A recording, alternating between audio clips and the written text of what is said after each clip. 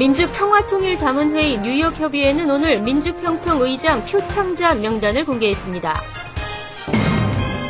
미국인 10명 중 6명은 오바마 대통령이 공약한 부자 증세에 대해 지지하는 것으로 나타났습니다.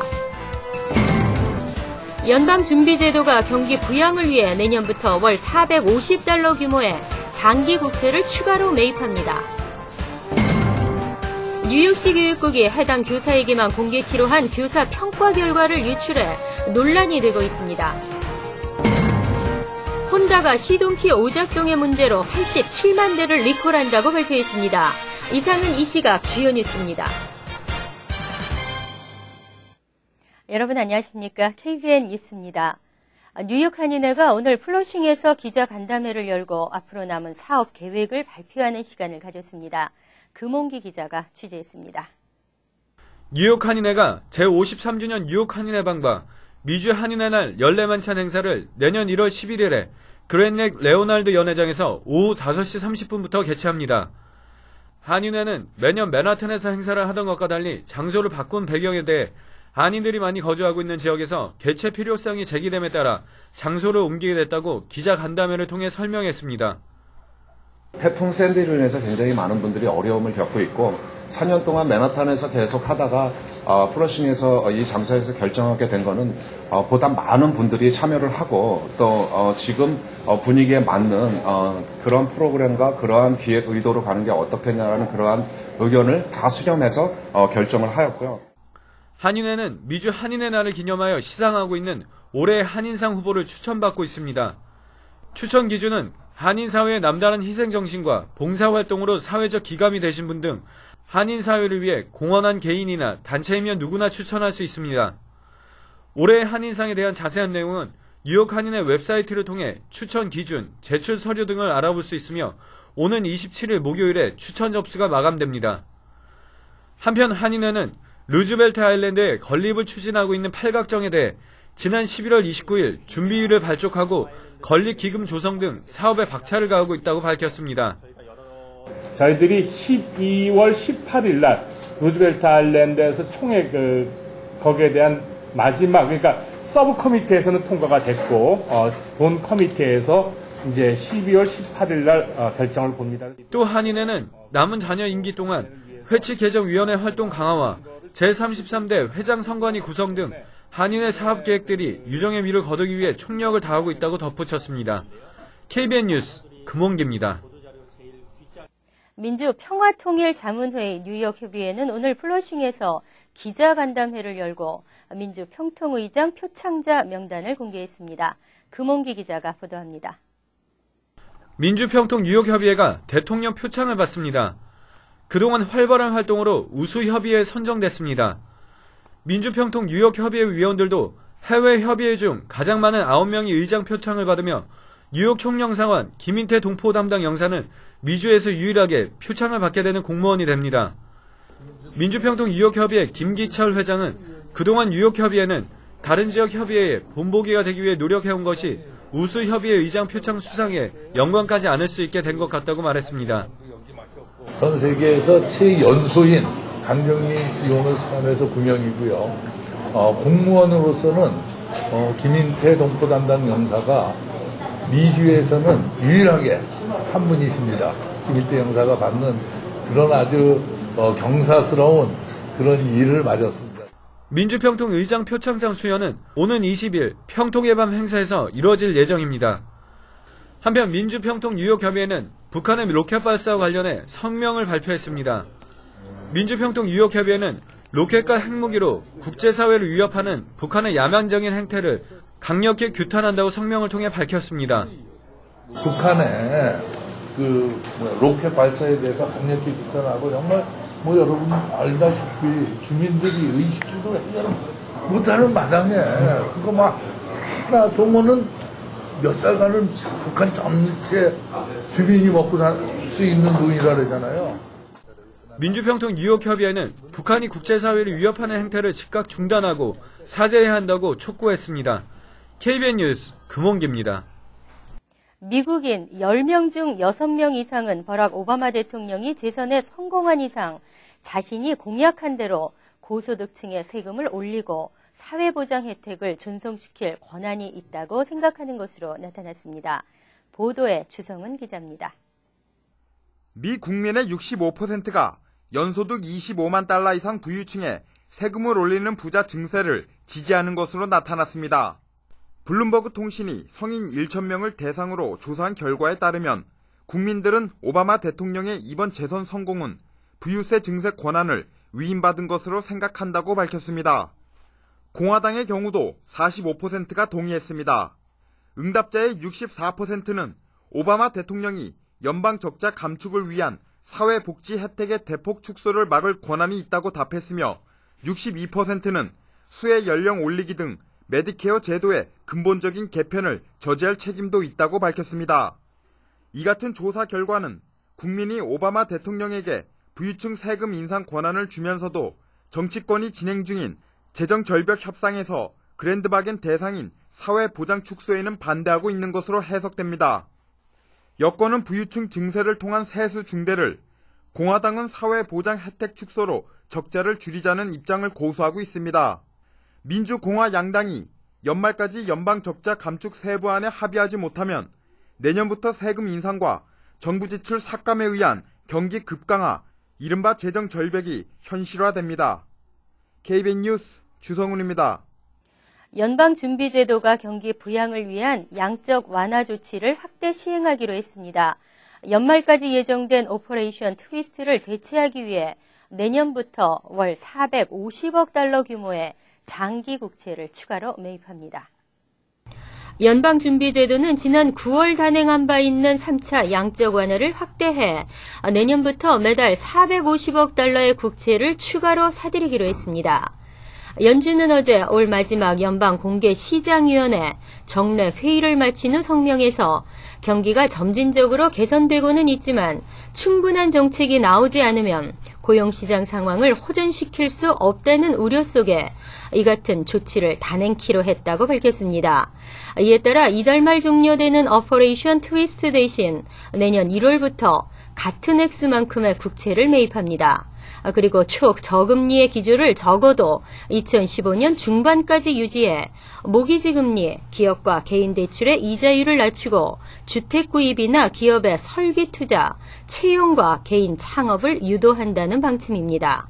단 이러한 조치가 인플레이션을 유발하지 않도록 실업률이 6.5% 이하가 될 때까지 정책을 추진하되 연간 물가 상승률 목표치는 0에서 2%, 즉 2.5%를 넘지 않도록 한다는 계획입니다.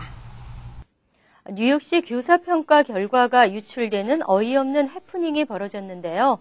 교육국이 해당 교사에게만 공개키로 한 결과를 다른 모든 교사들이 볼 수 있게 됐습니다. 어제 데일리 뉴스 보도에 따르면 시 교육국은 지난 11일 새로운 교사 평가제에서 중요한 요소 중 하나인 학생들의 성적 향상도와 관련된 교사 개인별 평가 결과를 해당 교사에게 전달했습니다. 그러나 이 과정에서 해당 개인에게 보내져야 했던 결과가 이미 교육국 내부 전산망을 통해 모든 교사들에게 공개됐습니다. 이에 교사들은 즉각 교육국의 실수를 비난하고 나섰습니다. 브롱스의 파렘 가든스 중학교 수학교사인 조셉 비어맷은 벌어져서는 안 될 일이 벌어졌다며 내 평가 점수를 다른 사람들이 볼 수 있는 것은 큰 문제가 되지 않지만 교육국이 스스로 공개하지 않기로 한 내용을 유출한 것이 큰 문제라고 지적했습니다. 뉴욕시 교사 노조도 성명을 통해 교육국을 공격하며 교사노조 마이클 멀그로 회장은 교사들이 교육국을 전적으로 신뢰할 수 없는 이유라고 꼬집었습니다. 혼다 자동차가 대규모의 리콜을 발표했습니다. 이유는 시동키 문제인데요. 시동키 오작동 문제는 혼다의 오랜 골칫거리였습니다. 혼다는 시동을 꺼도 자동차가 구르는 현상이 발생하는 이유로 미국 등 전 세계에서 87만 대의 미니밴과 스포츠 유틸리티 차량을 리콜한다고 발표했습니다. 리콜 대상은 주로 미국에서 많이 팔린 구형차들로 차량 내부 공간이 넓으며 품질을 인정받아 가족용 차량으로 많이 판매된 차종입니다. 혼다의 시동키 문제는 오랜 골칫거리로 혼다가 이 문제로 리콜한 자동차만 2003년 이후 230만 대에 이르고 있습니다. 이번 리콜 대상은 2003년, 2004년형 오디세이 미니밴 34만 7천 대와 파일럿 SUV 27만 7천 대, 2003에서 2006년 생산된 아큐라, MDX SUV 24만 7천 대 등입니다. 이 중 80만 7천 대 이상이 미국에서 판매됐습니다. 미 고속도로교통안전청에는 이 문제 등으로 43건의 불만과 16건의 충돌 사고를 접수하고 지난 10월부터 조사를 벌여왔습니다. 고속도로교통안전청은 지난 2003년 오디세이 미니밴이 시동을 끈 후에도 자동차가 밀리는 바람에 다리가 부러지는 등 2명이 부상한 것으로 나타났다고 밝혔습니다. 미국의 인구 구성이 빠르게 변화하고 있습니다. 앞으로 약 30년 뒤엔 미국에서 백인도 소수인종이 될 것이라는 전망이 나왔습니다. 미국 인구조사국은 앞으로 백인 인구가 가장 큰 단일 집단이 되겠지만 어느 집단도 다수인종이 되지는 못할 것이라고 말했습니다.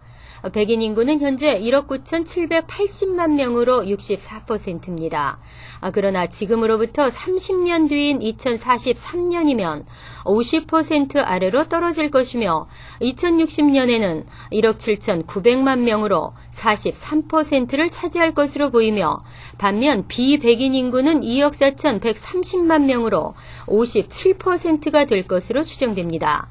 이는 1990년대 이후 대거 유입된 히스패닉 이민자 등 소수 집단의 높은 출산율 때문인 것으로 분석되고 있습니다. 현재 17% 비중을 차지하고 있는 히스패닉은 2006년에는 1억 2,880만 명으로 3명당 1명꼴이 될 것이며 흑인 인구는 14.7%로 조금 늘어나고 아시아계는 현재 5%에서 8%로 증가합니다. 인구조사국은 또 어린 집단일수록 인구 변화 속도가 빨라 1세 미만 영아는 이미 사상 처음으로 백인이 소수가 됐다고 밝혔습니다. 한편 베이비붐 세대 7,800만 명이 늙어가면서 전반적으로 고령화되고 있습니다. 역시 담배는 건강에 적임이 다시 한번 확인됐는데요. 특히 여성의 경우 소량의 담배로도 돌연사할 확률이 높은 것으로 나타났습니다. 여성이 하루 한 개 비등 소량의 담배만 피워도 심장병으로 돌연사할 확률이 2배로 늘어난다는 연구 결과가 나왔다고 영국 BBC 방송이 어제 소개했습니다. 캐나다 엘버타 대학 연구진은 미국 간호사 11,000명의 건강을 30여 년간 추적 조사, 이 중 급성 심장질환으로 사망한 315명에 대해 흡연 여부와 발병의 연관성을 분석했습니다. 그 결과 하루에 한 개 비등 소량부터 14개 비등 중간 정도 분량의 담배를 피우는 사람들이 비흡연자보다 발병에 따른 사망 확률이 2배가량 되는 것으로 나타났습니다. 또 담배를 계속 피우는 5년마다 사망 확률이 8%포인트씩 높아지는 것으로 조사됐습니다. 게다가 한때 담배를 피웠다 끊었더라도 흡연 경험이 없는 사람과 같은 수준으로 사망 확률이 내려가는데 20년의 금연 기간이 필요한 것으로 나타났습니다. 다음은 고성국의 대선 전망 이어집니다.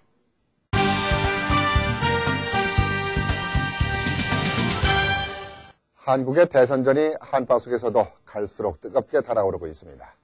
뜨거운 한국의 대선 현장 소식을 오늘도 정치평론가 고성국 박사를 연결해 알아보겠습니다. 고성국 박사, 안녕하십니까?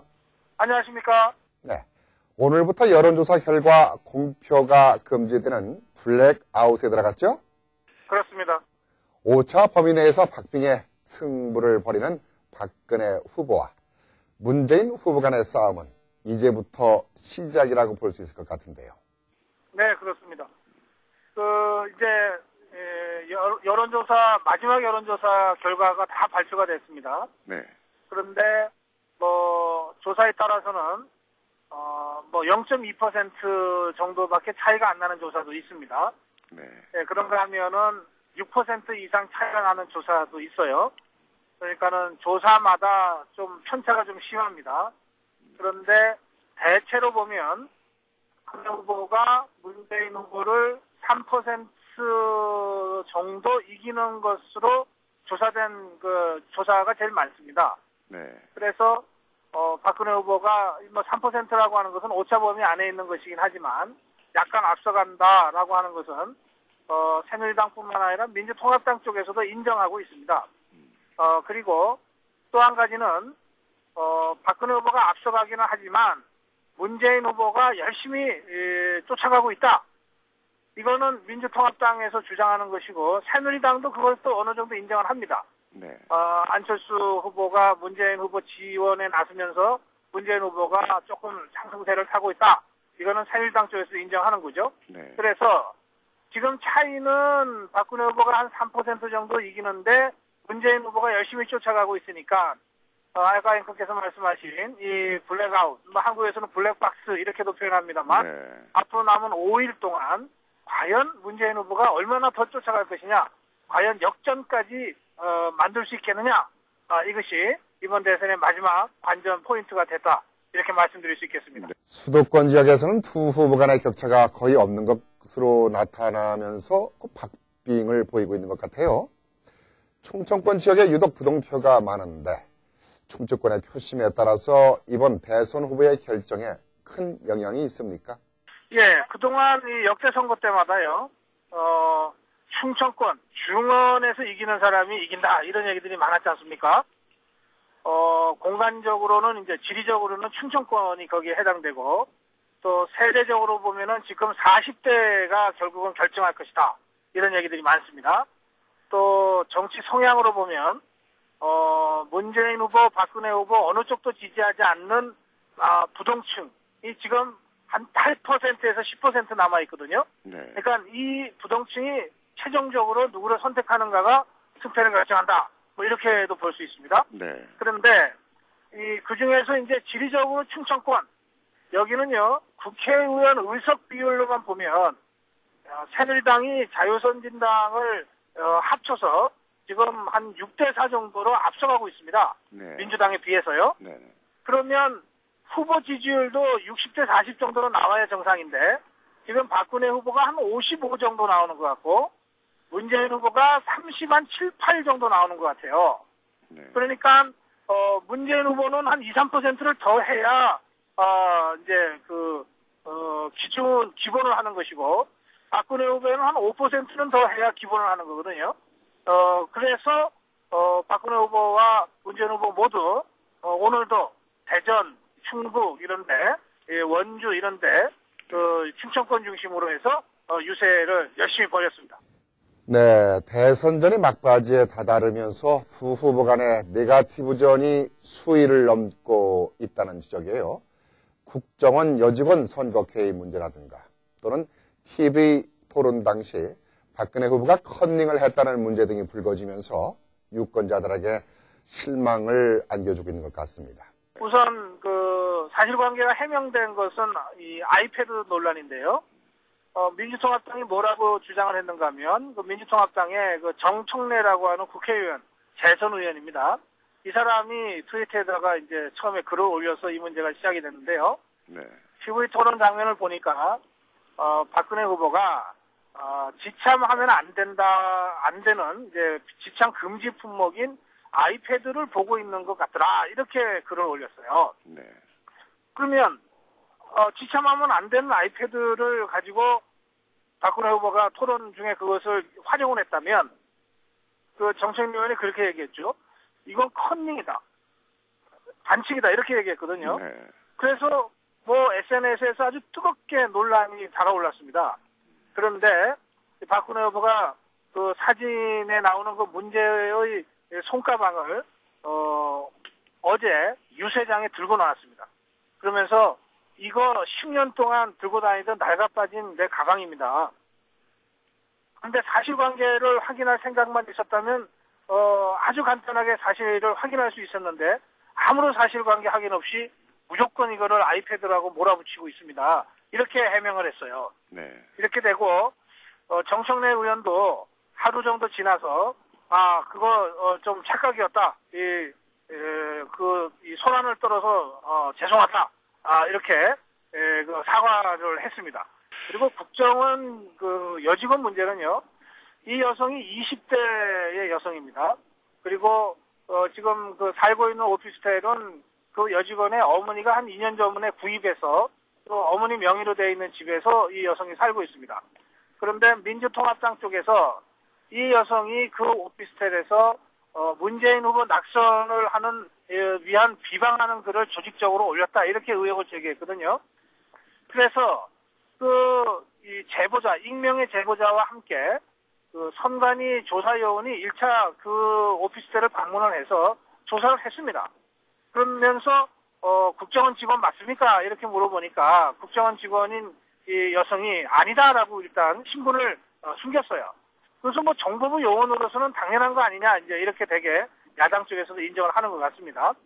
그리고 둘러봤는데 실제로 뭐 조직적으로 거기서 무슨 음해 비방 작업을 한 흔적을 별로 찾지를 못했던 모양입니다. 네. 그래서 나왔어요.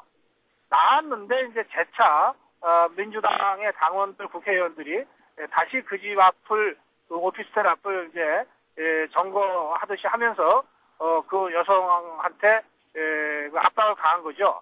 지금 경찰이 조사를 착수했는데요. 그 여성이 자기는 전혀 그런 일 없다 그러면서 우선 자기가 살고 있는 오피스텔을 자기가 직접 이 카메라로 촬영을 해서 그 그림을 바깥에 보여줬어요. 이게 그냥 일반 살림하는 가정집이다. 이걸 보여줬고, 그 다음에 경찰의 요청에 따라서 그 컴퓨터를 지금 경찰에다 넘겼습니다.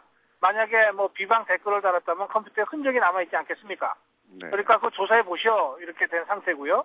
그리고 경찰은 다음 주 중에 이 여성을 직접 불러서 조사하겠다. 그러고 있습니다. 네. 또 이 여성은 그 민주당원들이 부당하게 자기를 집 밖으로 못 나오게 감금했고 또 가택을 무단으로 침입했고 이렇게 했다 그러면서 경찰에다가 민주당원들을 지금 고발하는 상태거든요. 네.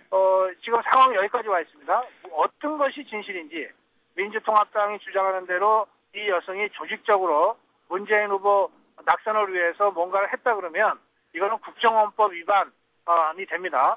그런데 민주당의 주장과 달리 이 여성이 그런 일을 한 것이 아니라고 한다면 이건 민주통합당 쪽이 굉장한 그 타격을 받겠죠. 네. 근데 문제는요.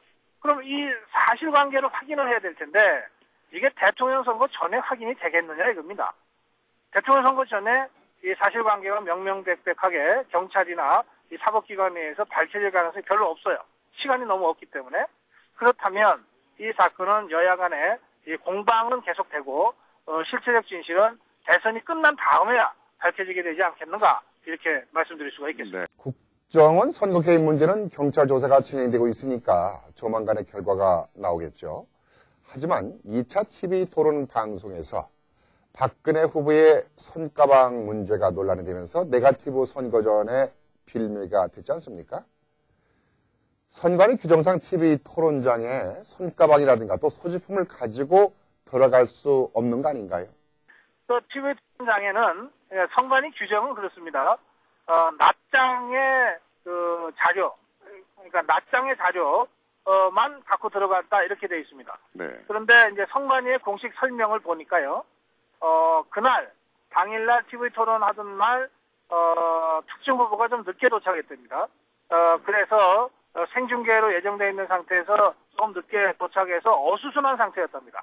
그러니까 1차 토론 때는 다들 일치에 와서 선관위 그 요원들이 직원들이 일체 소지품은 갖고 들어갈 수 없습니다. 그래서 다 이제 내놓고 이러고 들어가서 문제가 없었는데 2차 토론 때는 누군지 모르겠습니다. 선관위가 누구라고 밝히진 않았으니까요.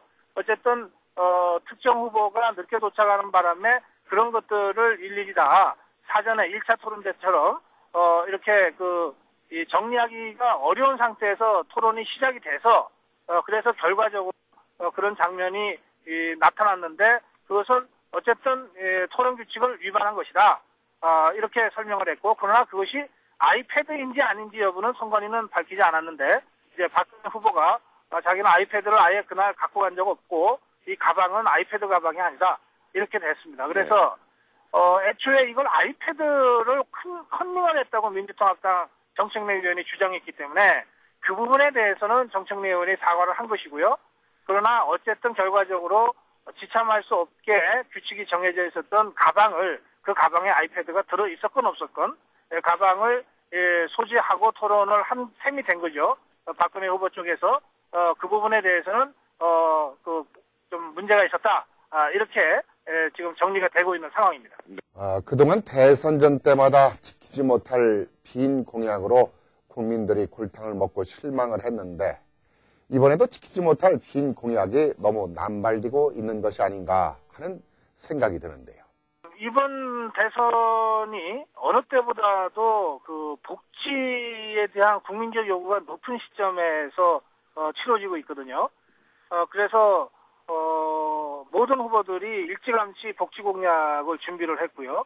그러다 보니까 그 복지 공약을 실현하기 위해서 소요되는 이 예산 규모도 지금 거의 다 발표가 되어 있는 상태입니다. 대체로 박근혜 후보나 문재인 후보 모두 27,8억에서 28조에서 3조 정도 1년에 이렇게 드는 것으로 그렇게 이제 추정치를 내놓고 있는데요. 지금 우리 예산이 310조 정도 되니까 예산의 10%에 해당되는 거죠. 그런데 그러면 이런 정도의 재원을 어떻게 마련할 것이냐 해서 그 박근혜 후보나 문재인 후보 모두 새로 세금을 증설하는 쪽에 무게중심을 두기보다는 세원을 좀 발굴을 한다든지 또는 이 국가의 불효불급한 사업비를 좀 줄인다든지 또는 새는 예산을 조금 절약을 한다든지 이런 방식으로 해서 국민들한테 그렇게 큰 증세, 세금 부담, 추가 세금 부담을 주지 않고 어떻게든 이걸 해결할 수 있다. 이렇게 설명을 하고 있는데요. 그러나 한편에서는 어쨌든 복지를 확대하려면 국민들이 세금을 더 내야 되는 게 너무나 당연한데 당장 표만 생각해서 세금 부담 더 없이 어쨌든 이걸 만들어내겠다고 하니 이거 과연 지킬 수 있느냐 이런 문제 제기도 없지 않아 있습니다. 그런 점에서 지금 앵커께서 말씀하신 대로 이번 대선도 누가 대통령이 되건 대통령이 된 사람 공약을 지키려면 굉장히 힘들게 됐다. 그런 지적들을 벌써부터 하고 있는 상황입니다. 네, 고성욱 박사 수고 많으셨습니다. 네, 고맙습니다. 한국의 18대 대선 전망 정치평론가 고성국 박사와 함께 알아봤습니다.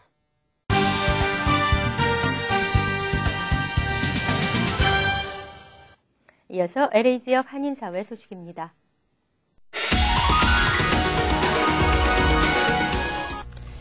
어젯밤 한인타운에서 갱 관련으로 추정되는 총격 사건이 발생했습니다.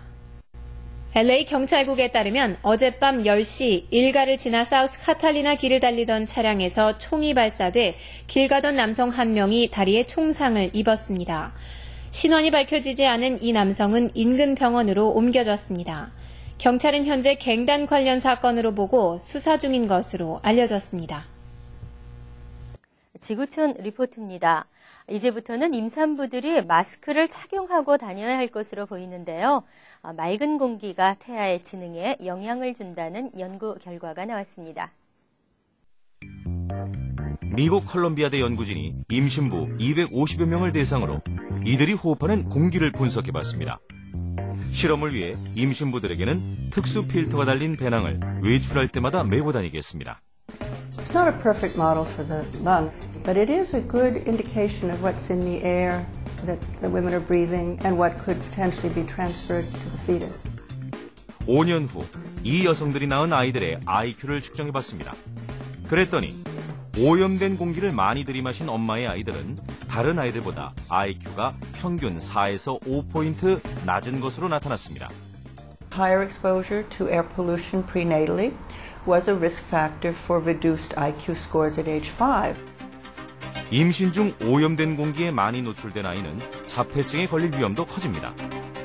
서던 캘리포니아 대학 연구진이 어린이 500명을 대상으로 조사한 결과 임신 중 공기 오염에 가장 심하게 노출됐던 아이는 가장 적게 노출됐던 아이에 비해 자폐증에 걸릴 위험이 2배 더 높았습니다.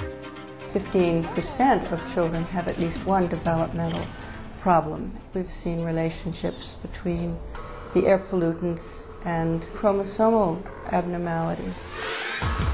A red flag that there has been some change that could increase risk of cancer later on. 공해로부터 태아를 지키려면 대기오염이 심한 날은 야외 활동을 삼가고 교통량이 많은 시간대에는 창문을 닫고 지내야 합니다. 또 평소 외출 시에는 되도록 마스크를 착용하는 것이 좋습니다. 간추린 소식입니다. 뉴욕 금융계의 대표적 사모펀드인 타이거 아시아 매니지먼트의 빌 황 대표가 내부자 거래 혐의로 4,400만 달러 벌금을 지불하게 됐습니다. 그는 부당이익 취득 사실을 시인하고 벌금을 지불하는 데 합의했습니다. 법원은 아울러 타이거 아시아 매니지먼트에 대해서도 집행유예 1년과 함께 1,600만 달러의 자산 몰수형을 선고했습니다.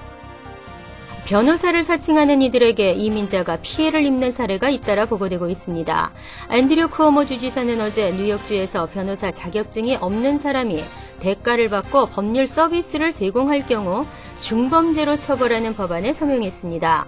현재 대부분의 전문 직종에서 뉴욕주 발급 자격증 없이 유료 서비스를 제공하면 중범죄로 처벌되지만 변호사 자격증의 경우에는 경범죄로 다뤄주었습니다.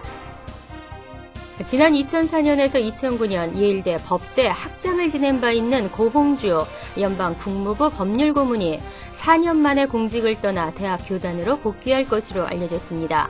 그는 4년간 버락 오바마 대통령과 힐러리 클린턴 국무장관의 법률 고문으로 일했습니다.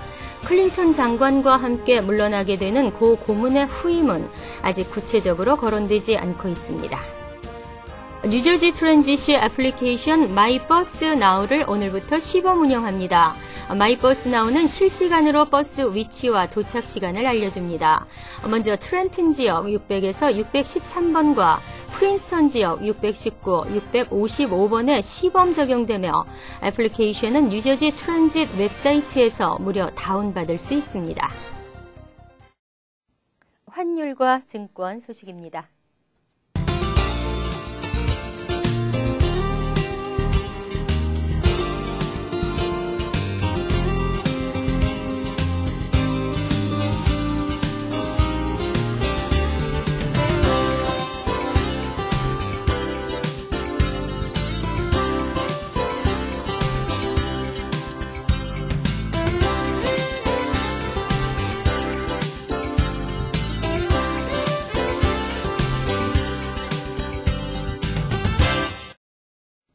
이어서 날씨입니다. 내일은 대체로 맑은 날씨가 이어지겠습니다. 낮 최고 기온은 51도, 섭씨 10도, 밤 최저 기온은 39도, 섭씨 3도로 예상됩니다. 토요일은 곳에 따라 구름이 끼는 차차 흐려지는 날씨를 보이겠습니다. 일요일은 흐리겠으며 한두 차례 비가 올 가능성이 있습니다. 이상으로 KBN 뉴스를 마칩니다. KBN과 함께 즐거운 시간 되시기 바랍니다.